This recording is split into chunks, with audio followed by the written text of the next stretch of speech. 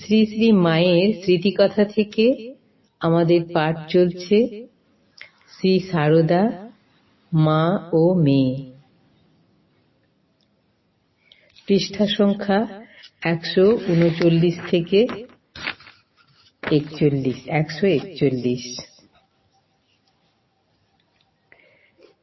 ঠাকুরের অন্তর্ধানের পর মা কামারপুকুরে বাস করছিলেন। সেই সময়ে খুব অভাব অনটনের মধ্যে দিয়ে তার দিন চলছিল। ভক্তেরা, তার ভক্ত সন্তানেরা এই খবর পেয়ে তাকে কলকাতায় নিয়ে আসেন। এখন হইতে মা কলকাতা ও কামারপুকুর উভয় স্থানের মধ্যে বাস করেন। পরে কামারপুকুরে বিশেষ অসুবিধা দেখিয়া তাহার গর্ভধারিণী শ্যামাসুন্দরী প্রাণের দুহিতাকে অনেক বলিয়া কহিয়া পিত্রালয়ে বাস করিতে রাজি করাইলেন। গর্ভধারিণীর প্রতি কন্যার অতিশয় অনুরাগ, শ্রদ্ধা, ভক্তি, মায়েরও কন্যার প্রতি টান, স্নেহ, মমতা অপরিসীম। তাহার স্বনির্বন্ধ অনুরোধ প্রত্যাখ্যান করিতে পারিলেন না। জয়রামবাটিতেও প্রথমে মায়ের অধিককাল থাকা হইত না এবং যখন থাকিতেন সাংসারিক কার্যে গর্ভধারিণীর সর্বপ্রকারে সহায়তা ও স্বহস্তে অনেক কার্য নিষ্পন্ন করিলেও মন ঊর্ধ্বলোকেই বিচরণ করিত। অধিকাংশ সময়ই আপনার ভাবে তন্ময় থাকিতেন। সংসারের সঙ্গে, সংসারী লোকের সঙ্গে কোনো সম্পর্ক রাখিতেন না। কেহ তাহার সমীপস্থ হইতেও সাহস পাইত না। অবশ্য ভক্ত সন্তানগণের সঙ্গে মায়ের সস্নেহ ব্যবহার সর্বদাই ছিল। তাহারা বহু কষ্টে দুর্গম রাস্তা অতিক্রম করিয়া সময় সময় তাহাকে দর্শন করিতেও আসিতেন। কিছুকাল তাহার চরণ প্রান্তে বাস ও অপার্থিব স্নেহসুধা আস্বাদন করিয়া প্রাণ জুড়াইতেন। পরে রাধির আবির্ভাব হইল, মায়ের মন নিচে নামিল, মায়ের অপার স্নেহ কৃপা সর্বসাধারণ আস্বাদন করিতে পাইল।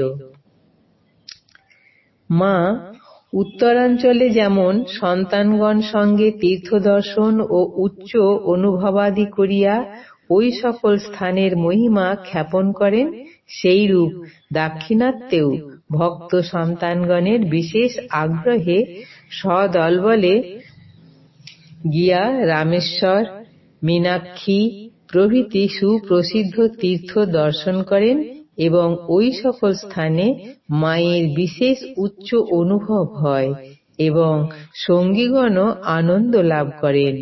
তখন মাদ্রাজ ও ব্যাঙ্গালোরে রামকৃষ্ণ মঠে কিছুকাল অবস্থান করিয়া মা বহু ভক্তকে কৃপা করেন। ভিন্নদেশীয় ওই সকল স্ত্রী পুরুষ মায়ের ভাষা বুঝিতেন না, মাও তাহাদের ভাষা বুঝিতে পারিতেন না, কিন্তু মায়ের কৃপাপ্রাপ্ত হইয়া তাহারা অতীব উল্লসিত ও নিজেদের পরম কৃতার্থ মনে করিতেন। যাও তাহাদের আন্তরিক, মাও তাহাদের আন্তরিক ভাবভক্তিতে খুবই সন্তুষ্ট হইতেন। পরস্পর সম্পূর্ণ অজানা অচেনা, আচার ব্যবহার, পোশাক পরিচ্ছদ পর্যন্ত ভিন্ন, বাক্য বিনিময় সম্ভব নহে। তাহা সত্ত্বেও এই যে আত্মসমর্পণ ও গ্রহণ, ইহা কিরূপে সম্ভব?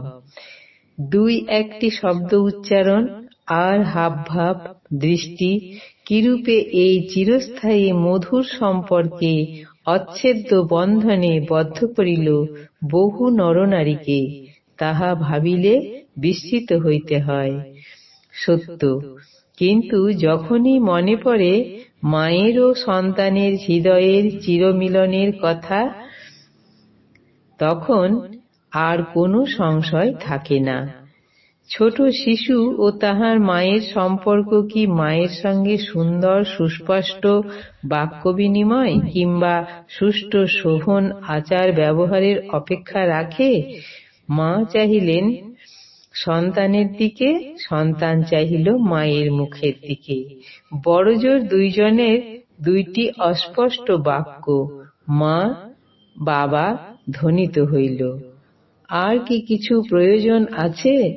বাহ্যিক আড়ম্বরে ঢাক ঢোল সানায় কাশি বাজাইয়া, রাশিকৃত পুষ্পমাল্য চন্দন অগুরু ধূপ দীপ সাজাইয়া, মনোহর চর্বচস্য লেহ্য পেয় নৈবেদ্য নিবেদন করিয়াও মন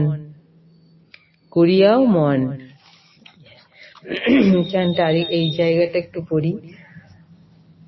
বাহ্যিক আড়ম্বরে ঢাক ঢোল সানায় কাশি বাজাইয়া, রাশিকৃত পুষ্পমাল্য চন্দন অগুরু ধূপ দীপ সাজাইয়া, মনোহর চর্বচস্য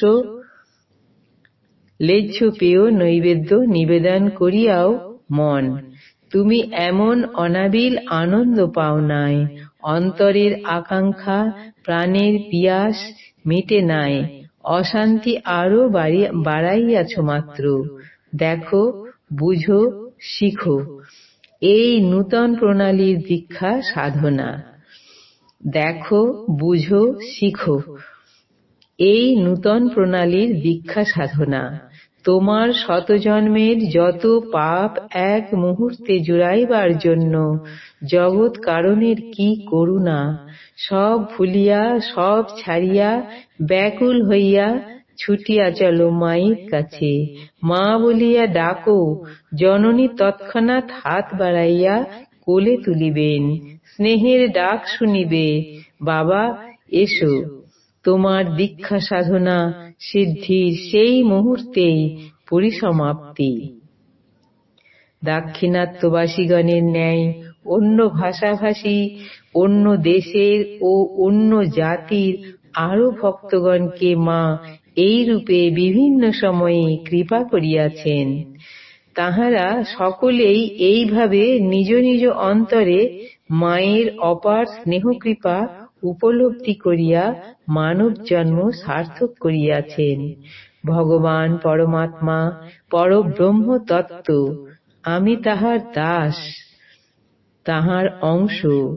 তিনি আমি উপলব্ধি করার সর্বাপেক্ষা সহজ সরল সুগম মার্গ।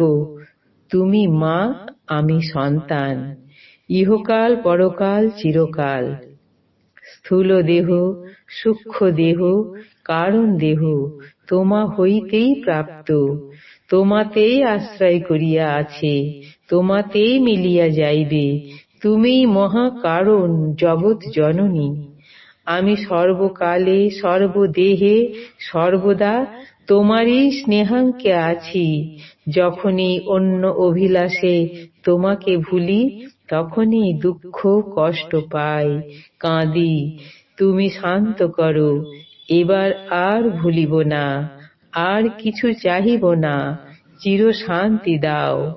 এই নবযুগের দীক্ষা পাইয়া বাল বৃদ্ধ স্ত্রী পুরুষ, স্বদেশী বিদেশী বহু লোক জীবন সার্থক করিয়াছে।